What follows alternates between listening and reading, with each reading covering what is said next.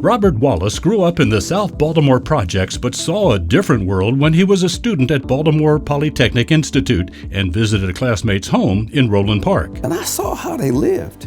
They had one of Victorian houses, wraparound porches, and each child had his or her own bedroom, and each child had their own bed.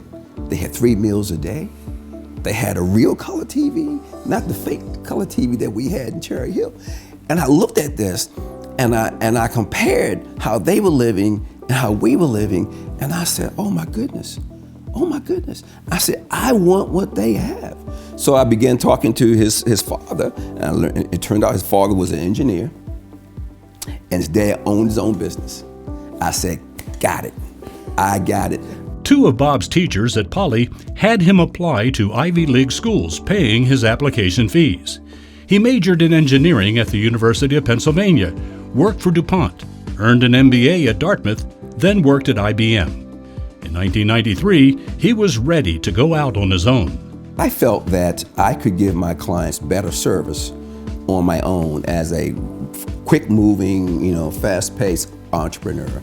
And so I left IBM and started a IT services company at that point.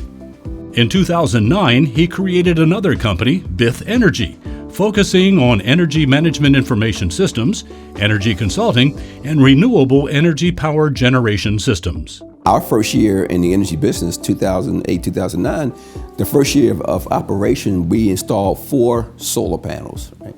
Last year, we have installed over 250,000 solar panels.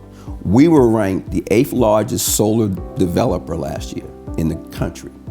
Bith Energy's rapid growth includes global prospects. We've had the opportunity to do some work in Liberia, and Zimbabwe, and Zambia. We're looking at doing work now in the Caribbean, which is where my father was from, in Trinidad and Tobago, and in Jamaica. We've had some opportunities in Brazil that we're looking at doing. So even though we're a small business, we think globally and we think big. Along the way, Bob has studied models of minority entrepreneurial success, a pursuit that has led him to write 5 books, with 3 more on the way. My first book was called Black Wealth. It came out in 1993, and it surprised me because when it came out, it was in such great demand. I think I hit the market at the perfect time.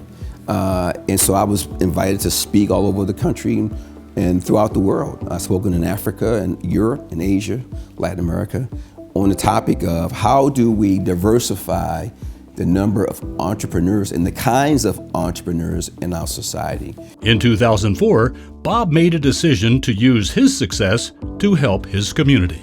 We were in Colombia, doing great in Colombia, great, nice community, safe and quiet, and but we said, we need to move that triad again, right?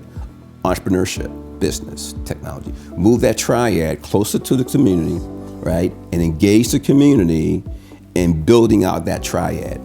If you look at what happened in Baltimore last April with the uprising, I will submit to you that I think the main reason that happened was because of economic hopelessness.